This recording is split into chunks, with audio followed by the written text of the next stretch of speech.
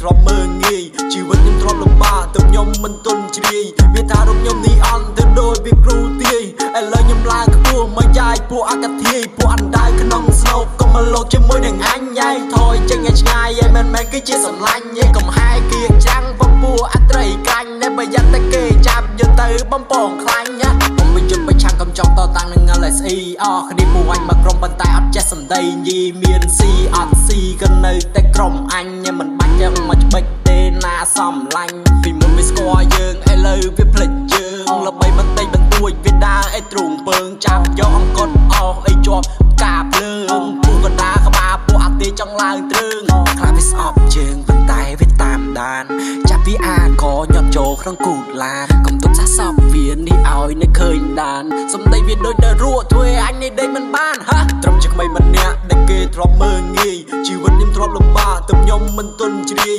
វាថារូបខ្ញុំនេះអន់ទៅដូចវាគ្រូទាយឥឡូវខ្ញុំឡើងខ្ពស់មកយាយពួកអកធាយពួកអណ្ដាយក្នុងស្នូកកុំមកលោកជាមួយនឹងអញយាយថយចេញឲ្យឆ្ងាយឯមិនគឺជាសម្លាញ់ឯកុំហាយគៀកចាំងពពួកអត្រីកាញ់តែបើយ៉ាងតែគេចាប់យកទៅបំពងខ្លា